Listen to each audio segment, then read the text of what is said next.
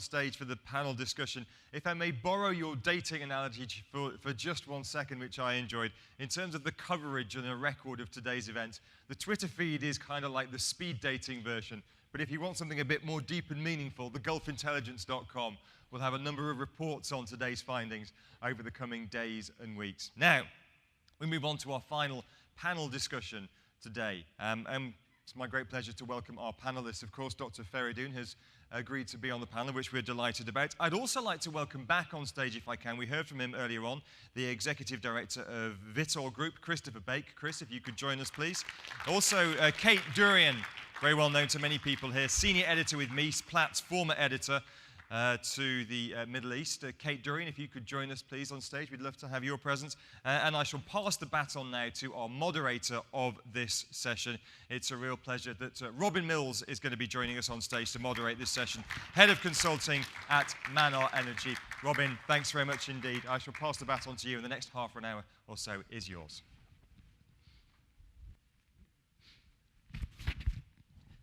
Yes, thanks for the handover, Richard, and thanks to Dr. Fereidun for the great scene setting. So we're going to be talking about game changers in global oil markets, and we've heard a lot about one of the key game changers, of course, the emergence of shale oil and shale gas in the US. I'd like to start, I think, by exploring a little bit. I mean, we hear about the impact on markets, but also curious to hear a little bit about the impacts on what that's doing to pricing. We're at a time, I think, when, although as Dr. Fereidun points out, the global oil price is surprisingly stable given everything that's going on, the individual benchmarks and the relations between them are very volatile, and there's a lot of strange things have gone on in benchmarks. And the days when Dubai, WTI, and Brent would trade against each other in quite a predictable way, over the past 2 years, we haven't seen that. We've seen some very strange relationships with a huge gap opening up with landlocked WTI, and then that gap closing, the gap with Brent closing a bit more recently, and then the emergence of a lot more light products, a lot more NGLs, propane, and so on. The question of where that will fit in the market and what's happening in NGL pricing, and the enormous gap that we still have particularly in the US, between natural gas prices and oil product prices, and what will happen, if anything, to close that gap, whether it's LNG exports or whether it's more use of gas in transport or industry, and people trying to substitute the expensive, the cheap energy source for the expensive one.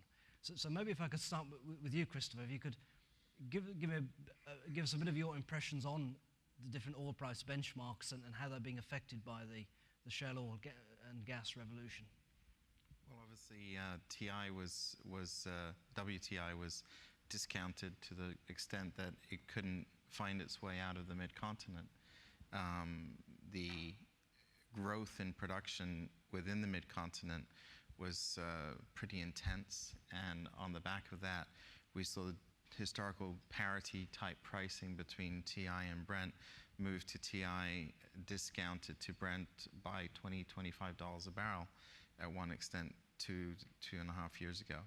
Obviously, as nothing solves high prices like high prices, so the industry got together, and between getting trucks delivering oil to the East Coast refineries, Pennsylvania, the Philadelphia area, even to New York, getting rail cars to do it, and latterly getting pipelines bringing oil mostly to the Gulf Coast and the Gulf Coast refineries, we've seen that differential move from minus 20, 25 to almost parity. We saw parity in August, and since then it's traded off a bit again with availability of light, Louisiana light, increasing too. But I would say that we've talked a lot about the shale revolution. I think the other thing about it is it's pretty unique in the U.S. or within the U.S. market, because not only do landowners have the right to develop the resources under the land that they own, which is fairly unique, I think, in terms of the world land rights and mineral rights. In the UK and a lot of Europe, for example, the two are separated. But there's a huge infrastructure deregulated infrastructure backbone, which allows these landowners not only to develop their own mineral rights, but also to get into the transportation and logistics business. So we have talked a lot about the shale revolution and the ability of the U.S. year on year for the last few years to increase production by 800 million barrels a day.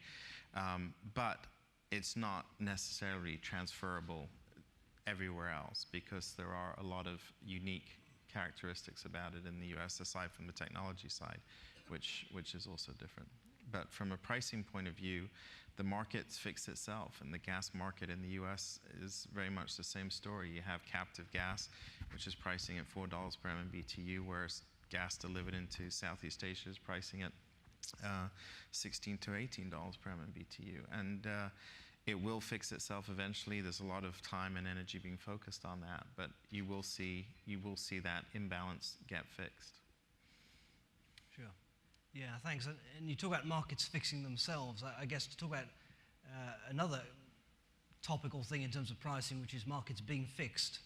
And this is the, without casting any aspersions, Nice. Obviously the allegations or at least the concerns that about the oil pricing benchmarks and the EU investigation into the pricing, Platts pricing, and some of the major oil traders there. I wonder, Kate, I think you're the obvious person to ask on this. I was never involved in pricing at Platts, and I think what is being investigated is other people actually using the Platts platform, of course, yes. To manipulate the price. And if you're going to be trading oil, you're going to be making money, and if you find a way of manipulating by basically what I understand is happening is that people are making deals on the outside saying, oh, I'm going to go into the window, I'm going to bid this, I'm going to bid that, and then, we make money. So it's not Platts itself, it's the methodology that is supposedly open to manipulation. Again, I think that is probably going to lead to some changes because you've got CFTC regulations, you've got the EU. Is it going to push more trading into the futures markets? But again, at the same time, if you have a futures market, are you immune from volatility? I don't think you are. We've seen the Brent market, in before 2008, when you would have $10 movements, more than $10 movements, haven't we, in any given day. So I think if that's what you're trying to prevent, and I mean there are a lot of challenges because you're going to need to expand if you're going to have more trading in futures markets. It's still pretty weak in Asia, the swaps market. So what we're seeing is, this shale revolution, we didn't see it coming, and I don't think we know where it's going because you still need relatively high oil prices in order to maintain that kind of production. It's having an impact not so much on outright prices, which have remained relatively stable, but on differentials, you've seen huge changes in the Brent-Dubai spread. It goes up, it goes down, depending on whether you have an outage in the North Sea, in North Africa. So I think there's still a lot of volatility in the market, not because of what is happening in the trading world, but because supply-demand fundamentals at the end of the day play a large part. Yeah, very much so. And I think on the Platts question, I'd like to go to our first question now. A question for the audience and for your voting buttons. So if we could just have the question up on the screen. We're not allowed to vote. Yeah, we're not allowed to vote, unfortunately. But it's a question to the audience. Is the EU probe into oil price fixing, will that trigger changes to the current status quo or not? Will it trigger changes to the way that we price oil? Oh, so we can vote.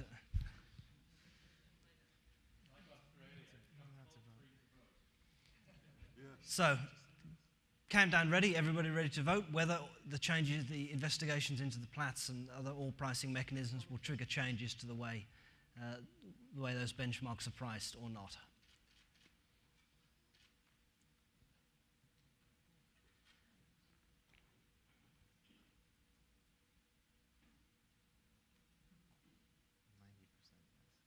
Yeah, 90%, yes. No, really? Yeah, How can I? pretty balanced. Yeah. See. Surprise from the panel. It's funny. I guess it's a question, will there be cosmetic changes or will there be real changes that really make a difference? Of course it's going to make it. Yeah. But I mean, what they're doing is they're shooting the messenger, because at the end of the day, now that the reporter, the onus is on the reporter, the price reporter, whereas in fact, it's just going to, it's going to add cost. The more regulation you have, the more you're going to add cost to the barrel, and that's going to be passed on to your consumers. So if the end result is to stop manipulation and volatility in markets, it's going to fail. And Dodd-Frank at the moment, I mean, where is it? We've talked about it. So whether it actually is implemented, but I have a feeling that this time it is pretty serious. Yeah, there will be changes. Yeah, they are moving. They've approved it at the EU. 90% yes. Yeah, it's weird. But that's the question. We know. 90% yes. But then will these changes Because be... we're the panel. I think not that I want to sit up here and be a defender of the Platts faith, but I think the difference between the Platts window as it is and the other allegations of manipulation, for example, the Libor markets, the big difference is that if you participate in the window, you have to be willing to transact. And in some of the financial markets, you were able to indicate pricing, which, as we've seen from the transcripts that were released by various banks, including the Barclays Bank, was basically someone saying, hey, Fred, do you mind putting that number up today? And he said, oh, yeah, that's fine. And so be it. There were no consequences. I think the difference in the pricing window, and by not saying it's perfect, but we have a mechanism in that form where if you put a price up, you have to be willing to transact at that price, which shall we say, eliminates a lot of the side, maybe there are side deals, maybe there aren't, but it makes the participants at least stand behind their pricing conviction. It will force, I think personally, I think it's it will force changes, it will force a lot of this over-the-counter markets onto exchanges for transparency reasons, for credit reasons, and for clearing reasons, but that's a second issue. Yeah, thanks. Thinking about, of course, of the three main global benchmarks, two of them are Western, Europe, North American-oriented benchmarks. But as we've heard this morning, and of course throughout the day, that much more of the focus, and I'm sure in the future, the greater weight of the focus of the oil markets is on Asia, and Middle East exports increasingly going to Asia. Welcome the panel's thoughts on pricing benchmarks for Asia. Obviously, we have our friends from DME in the audience, which is potentially an important benchmark for Asia. I know the Chinese are interested in having a benchmark. We have the ESPO pipeline from Russia also going to Asia. Perhaps, Dr. Fereidun, you could give us your thoughts on Asian benchmarks and how they might change in the years to come. Well, I mean, everybody thinks that they can do a benchmark, and I'm sitting on the board of DME, and it's not an easy task. To create a benchmark is an uphill battle. And so if somebody else says, well, I'll do it, well, go ahead, be my guest. This is a story which takes a decade to develop. It is not just a benchmark, but you have to have consumer acceptability, producer acceptability, and be able to be put up with the regulations of both CFTC and FSA. This is a really, really hard thing to do. So to get it going is not so easy. So the benchmark, the wishes that people have are not practical wishes. Practical wishes, the only serious practical wish in my view is what DME is trying to do. And it takes time and it takes a lot of effort. So when I hear Chinese want to do it, and Singaporean want to do it, and Japanese want to do TOCOM, all of these are, in my view, are just dreams. To be able to bring it to reality, you must do something which is traded in US dollars, traded in barrels. Yen per liter, kiloliter doesn't help anybody else in making any kind of benchmark decisions. So there is really no alternative in terms of a benchmark if you want to have it in an exchange. If you want to have it in an exchange, you can have all kinds of other assessments. But if we believe 90% yes here, it does essentially mean that more of the benchmarks have to be decided inside an exchange. And good or bad, you can make your own judgments, but I think the direction is set. I mean, I think the key key in the region is Saudi pricing. Everybody tends to follow Saudi pricing, right? So where the Saudis go, the others will. And I think that if the Saudis haven't switched their pricing from Platts, Oman, Dubai, it's for a very good reason. I mean, they are slow, but they were pretty quick to move to, you know, B-Wave and ASCII. So I think that is the key. It's, you know, when the big elephant moves. But potentially, you know, when you look at it, it's got to be liquid. It's got to be freely traded, which is why Platts added Upper Zakum to as an alternative delivery crude into the Dubai contract. But Iraq potentially, I've heard you speak about it in the past as a potential benchmark Basra. Except I think there's quality issues at the moment, and SOMO is the main marketer. So I think there are options, but as you said, it's going to take time. Iran tried, didn't they, to set up an exchange? That wasn't very successful. I think it was. The Iranians thought that I'll just do it inside my own country and do whatever I want. There is no capital exchange flow. People cannot get visa to come in. Nobody can send any money out, but I'll just do it. Because they thought it was a simple process. And then, of course, after a while, they realized that you have to have all the conditions of open flow of capital, and the oil must be freely sold.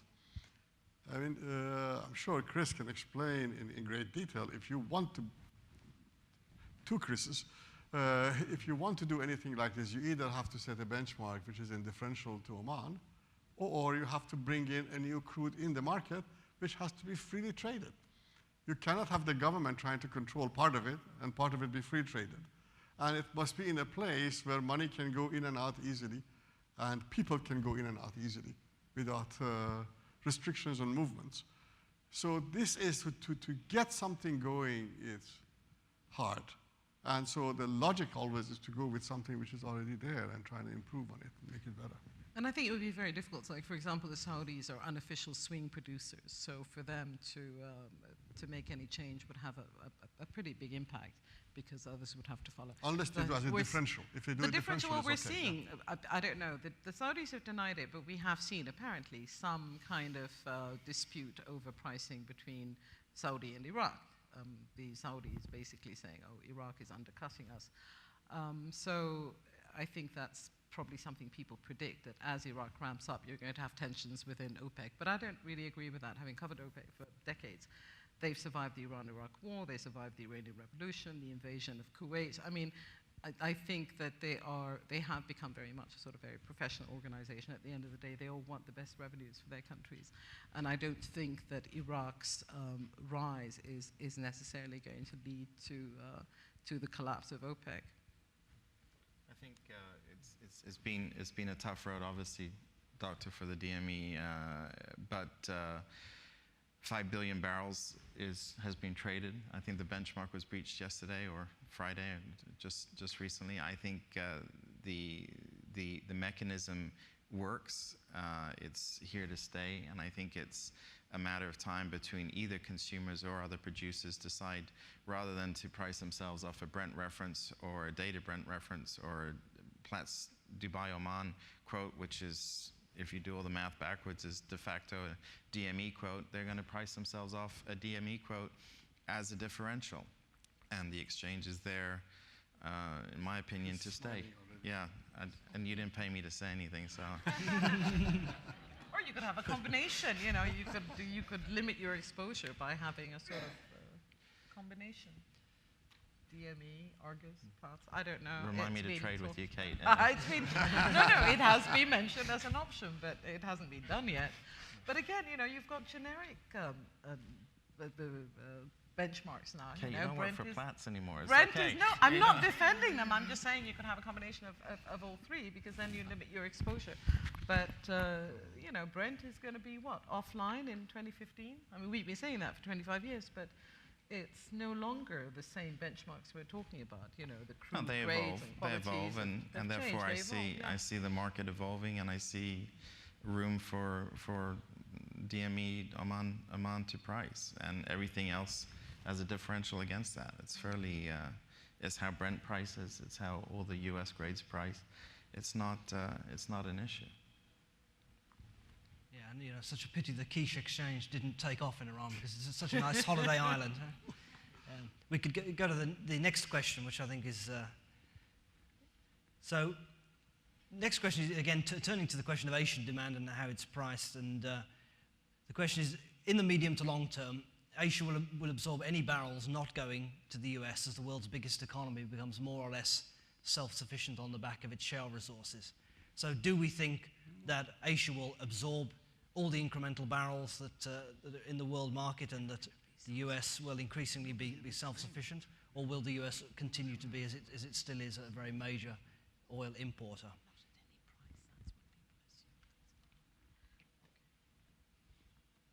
Just hit one.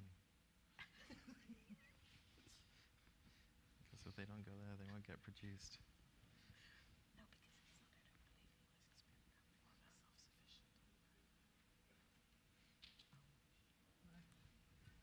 Okay, well, pretty overwhelming. 67% see the US being more or less self-sufficient and Asia absorbing most of the surplus barrels. This question has two edges. Yeah, exactly. One edge is it says, I don't think anybody in the US, sane or insane, ever thought that the US becomes self-sufficient. Never said, nobody ever said that, because it's all relative self-sufficiency. That means I import less. But there is no scenario that the US will be self-sufficient that I've ever seen anywhere. So that is one scenario. The other scenario is that whatever the US doesn't use, Asia can absorb. The answer is yes. So this is I don't know whether I should vote yes or no, because I agree with half or I don't agree with the other half. So I don't think that there is any chance of self-sufficiency, and if the US doesn't want it, Asia can absorb it. So that is a yes and a no combined. And for the Canadians in the room, I'm not sure how keen they are to always be considered at the US, because as far as I'm aware, it's still not a US state. Country? Oh, separate. Yeah, I think that's if you see the city scenarios, for example, they don't talk about US self-sufficiency, they talk about North American self-sufficiency, including Mexico as well as Canada. Two separate issues. But I think this question of growth is quite an important one from a Middle East perspective, isn't it? Because if you do believe that the US is, or the North America is increasingly self-sufficient, or at least is less import dependent, I mean, so far, as Dr. Fereidun observes, it's mainly Africa that has taken the brunt of that. And a large part of that's because of the quality issues that the US needs medium and heavy crudes to keep feeding its refining complex. But surely at some point, as US production keeps increasing, at some point the Gulf barrels have to be backed out. Do you not agree? And then what happens to them? I don't necessarily think so. It depends on how much comes from Africa and whether the Venezuelan production goes up or down. If Venezuelan production is flat to declining and the volumes are taken off, the US remains long-term short of heavy grades. And if the Canadian crude gets stuck and cannot enter the United States, I think the change would come in the 2020s, not before that. If the Venezuelan situation can be reversed, which I doubt very much, and somehow the Canadian volumes come into the US much faster without any environmental opposition, yes, then the US can import less. Our expectation is that between now and 2020, there'll be more and more Middle East crude will be flat to increasing into the US, not declining. But I mean, we say 1 million barrels a day increase in US production. It's not just crude, it's liquids. It's very, very light stuff. So it's going to produce light ends which are being exported. So it's not really competing directly. It's not crude on crude competition. So when we say the US is the biggest producer at the moment, yes, it is, but it's oil and liquids. And that's having an impact on products pricing and product exports, which are going into Asia as well. So and we're seeing growing liquids production in the Middle East as well. But again, decline rates, 5 to 6%, normal declines. Iran is a lot higher. How long is it going to take Iran to come back? All of these things that we assume all things being equal, that Libya is going to be back up, that Nigeria, there's not going to be oil theft, that Sudan is going to be a unified country, that Iraq is going to reach its targets, which we all hope they will. There's always a crisis. When have you known in the Middle East when there isn't a crisis or a shutdown? So I think it's very difficult to predict where it's going. The US is going to need to import, if not from the Middle East, then from Canada, the other country, and Mexico and Brazil. So I think you're seeing displacement of crudes as opposed to a sort of fall in demand. There is no glut, prices are steady. You don't have stocks, I think, are within the averages. So it's it's a pretty balanced market. One important point that Chris made earlier, that the markets do fix themselves. If you see an imbalance in the market and you say, oh, wow, I'm going to make so much money, as soon as you start fixing it, then all your profits disappear. And this is, I think, what we need to see. Last year, this time, Brent WTI was $20 difference. And the light grades in the US, Bakken was $10 below WTI, and the condensates were $20 below WTI. So actually, the US became the largest exporter of refined products in the world in 2012. Now look at this year. Gaps have closed because of the infrastructure issues that Chris referred to. Bakken is now flat WTI. Everybody said, oh, let me take it from this part of the country to another part.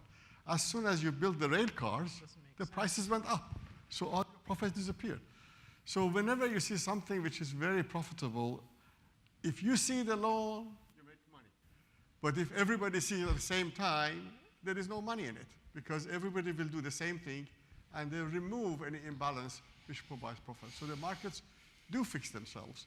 And the US, from the largest exporter of refined products in 2012, the situation changed radically in 2013, where there is no longer cheap crude access in the United States the way that it was the year before.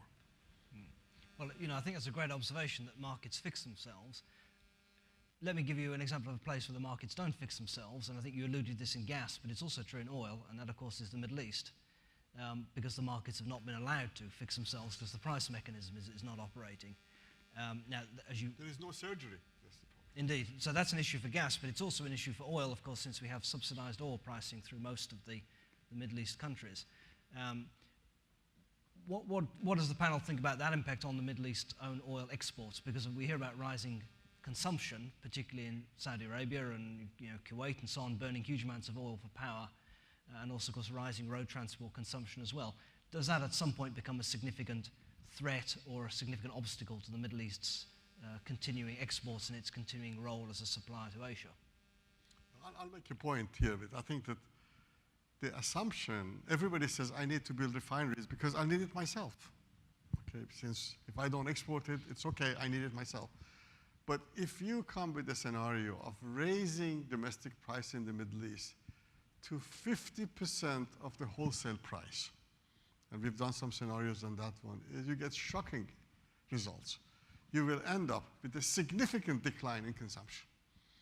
And so a lot of oil, which is supposed to go to the domestic market, then has to be refined product export, which at the moment, nobody even considers it. Everybody says, every assumption is that the price of oil remains very low and my consumption keeps shooting up. The experiments in Iran, and one thing positive that Mr. Ahmadinejad did, if anything, there was experimentation with increasing gasoline prices. And it was quite effective. Gasoline prices were increased far below the international market, a quarter of the international wholesale price. After 40 years of growth at 10% a year, it declined by 10%. So the markets have elasticity. You just give them a chance, they do respond. And I think that if circumstances change, either because of lower prices or because of government policies, and the prices do go up, a lot less consumption will be seen in the Gulf region than people are anticipating or forecasting. I think we're seeing a lot of conservation. I mean, in Saudi Arabia, if you look at the amount of crude that they're using to burn in power stations, it's actually, on year-ago figures, it's actually lower. So it is coming down.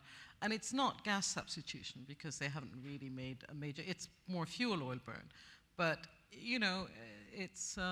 it will come because as their non-associated gas production increases, as they bring on more gas gathering plants and the distribution system starts working. Obviously, the bigger need is for desalination. We tend to forget just what percentage of gas use goes to desal, and as you get population growth and economic growth, that's going to be quite a big burden.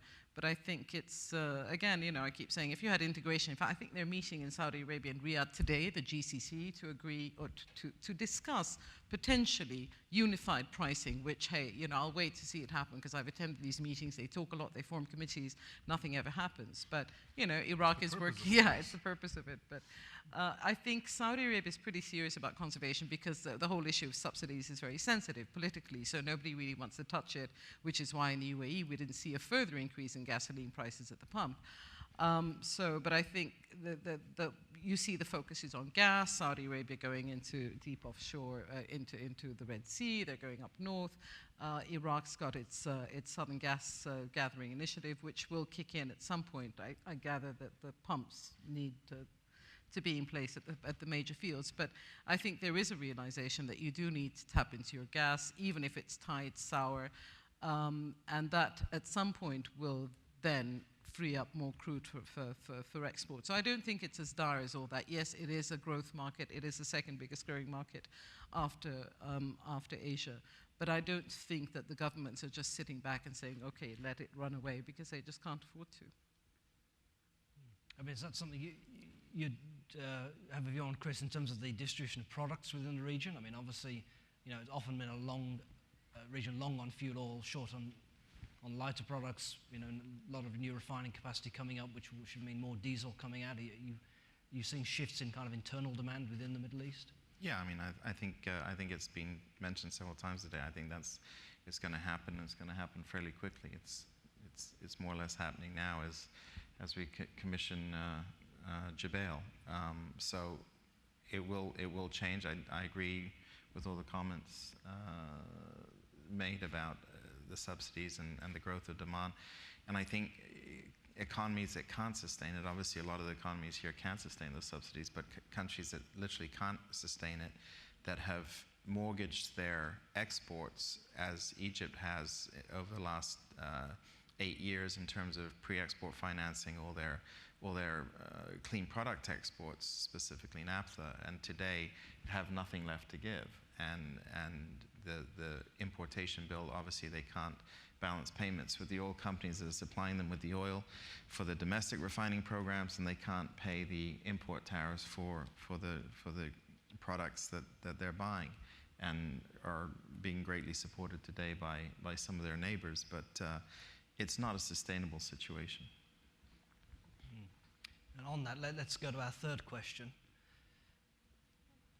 So I think we've heard, I got the impression for the panel there was some kind of more confidence on the Middle East internal demand. The Middle East will be able to cope with that.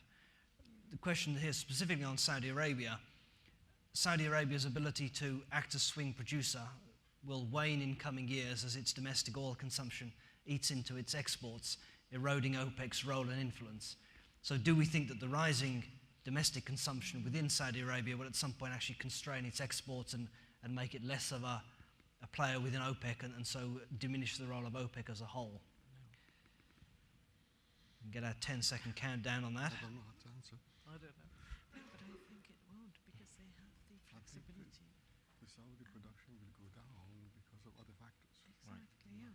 So they will have the capacity. Yeah.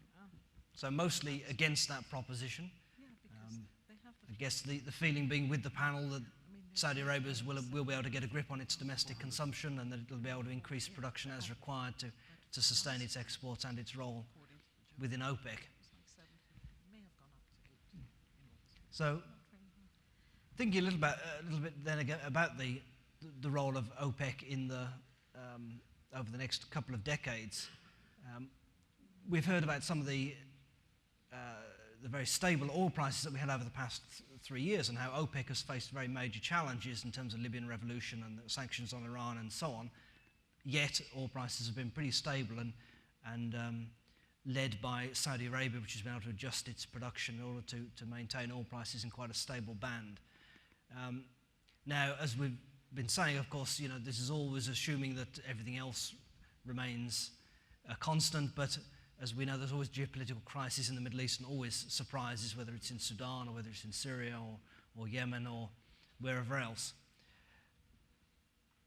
What are we going to see from OPEC over the next 10 years or so? We've got perhaps Iran coming back as a major player, yes or no? Perhaps, probably Iraq continuing to increase and becoming a more and more important player. Do we see a shift in the power balance within OPEC? Do we see the Saudis, who have had it pretty much their own way over the past decade, now having to defer more to Iraq or to Iran or to other OPEC colleagues? Let's see if they succeed in getting a Secretary General elected in December. That's going to be their first challenge. You've got Iraq and Iran and Saudi Arabia, and all three are sticking to their candidates. So that's going to be fun to watch. But, at the end of the day, I think, yes, Iran will come back. I remember in the old days when I used to cover OPEC, I used to pack for 2 weeks because the Iranian minister would have to call his president and the Saudi minister would have to call his king before an agreement could be reached. And we would be hanging around, the Geneva Intercon lobby for weeks on end. Now it's become much more streamlined. You go in, it's a day's meeting, it's very professional. But I think, yes, the strains will emerge, not so much between Iraq and Iran, because there is an informal agreement to have parity between the two countries once they reach a certain level of production. I think it's more Saudi Arabia, which when I was in Riyadh in the early days after the first two bidding rounds, where the Saudis said, oh, the Iraqis want to do in 7 years what it took us in 70 years to do, so I think that will cause a strain, but ultimately everybody needs some slack. You need to relax your fields. You can't keep producing 5 million from Hawar. So I think, it's going to balance itself out. I don't think it's going to lead to the collapse of OPEC. Whether you need an OPEC in 20 years, I don't know. But hey, they've been around for 50. And at the moment, OPEC is really Saudi Arabia. They are the ones who basically determine, because they're the only ones with significant spare capacity. So long as they hold it together, I think we'll see them survive maybe another decade. So when the Iranian oil minister talked about increasing Iranian production, and he has clarified that he was referring most of the production would be condensate production from the South Pars. At least 200,000 barrels per day of condensate is likely to emerge in the next 2-3 years, just by fixing all the things which were not done properly under the previous administration. Projects which were 70, 80, 90% done, but not brought to conclusion. So it is not really reversing the production. 100 years ago, when I used to work in Iran, before the revolution, there was a clear understanding that their production capacity would go down from 6.5 those days to 4, and it won't go higher than that. So, but the Iranians cannot really change the situation dramatically. Iran is a gas province. Iraq is an oil province. I think they have to look at it as oil province and gas province. So the Iranians can do limited things. So the future oil production is between Saudi Arabia and Iraq. I think that's clearly the case. Now, one side is at the moment the swing, the other side is able to do whatever they want until they reach a certain stage. When they're going to reach a certain stage, at that time, they might be able to collaborate more. But at this point in time, as Kate says, they make the decisions, and the reason things are easy, because nobody else has very much to say, and nobody else has any ability to go up and down. So the Saudis go with a plan, they put it forward, and everybody says yes. Most of the time say just continue as is. Continue as is easy because nobody has to argue about it. But this situation will change. I think the ability to manage so well will erode as a result of increasing production of liquids in the US, in Iraq, and in Canada. These three will reduce the Saudi production levels to 8 million barrels per day or less. At that point in time, things become very hairy and very difficult. It's not so easy for them to be a swing one. Swing up and down is okay, but swing down only is not okay. Yeah. I mean, the Saudis have said they don't actually ever see a call on them producing more than 10 million barrels a day into the future, and that was before the shale revolution. But I mean, the point to be made is that OPEC gave up its quotas, I think not only because they couldn't agree on quotas, which they couldn't because Iran couldn't make it, others couldn't make it, but also for antitrust reasons. I think they don't want to be known as a cartel. In fact, the Saudi minister gets very upset when we call it a cartel. So I think you will not see formal quotas reinstated. You will always see these targets, you have to have within an organization, but I don't think you're going to see formal quotas. So because that would open up a can of worms where you're going to have everybody jumping up and down. Venezuela will say we've got the biggest reserves, and the Nigerians will, everybody's raised their reserve estimates, Iran and Iraq. So I think you're going to have, you would open up cracks that don't need to be there. So I think you'll just keep it going. I think it is important to point out that in the United States, And any company which is trading in the United States, when you say so much is my reserve, it's really true. That's the reserves. It has to be certified and has to be monetized. For most of Asia and Europe, certification is enough. Monetization is not needed. In the Middle East, the countries just make up the numbers. And they have done it for a long time. Now, we all know there is a lot of oil, but if you go to the point of certification, nobody wants to have certified, because if you do it and it's certified, then everybody will know. It's better that nobody knows and that you have a good idea as a country which is producing yourself. Now, we know there is a lot of oil in Saudi Arabia, a lot of oil in Iraq. But every time the Iraqis raise the reserve, the Iranians raise the reserve, and then the Canadians say, oh, my reserves are more. We have Canadian oil, in my view, is fake oil, as Venezuelan oil is fake oil. This is a manufacturing oil. Manufacturing oil is not real oil. Real oil is that you drill a hole and it comes out. If you have to produce it every year and manufacture it, they spend billions of dollars every year, it's no longer oil anymore. It's a manufacturing process. So a lot of these manufacturing volumes added to numbers, and all the numbers that are published in Oil and Gas Journal or a BP statistical review are whatever the government say. All you have to do, if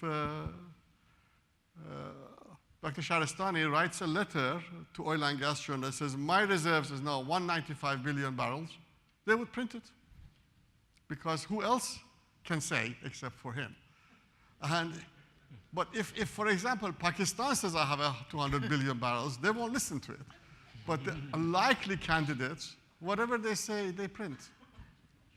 Well, the Kuwaitis did it first as well, didn't they? I think in Kuwait and Iran, the numbers that the governments use are highly suspect. In my days in Iran, there was actually an audit done in 1971, 72. So you have a base to work on. There's also one done in Kuwait. So you can take the old numbers and play with it, what is discovered, what is produced. But in Saudi Arabia, in Iraq, I remember when Saddam Hussein ordered the letter to be sent to Oil and Gas Journal, my reserves have increased. So as soon as Iraqi numbers increased, the Iranians said, oh, mine is bigger than yours.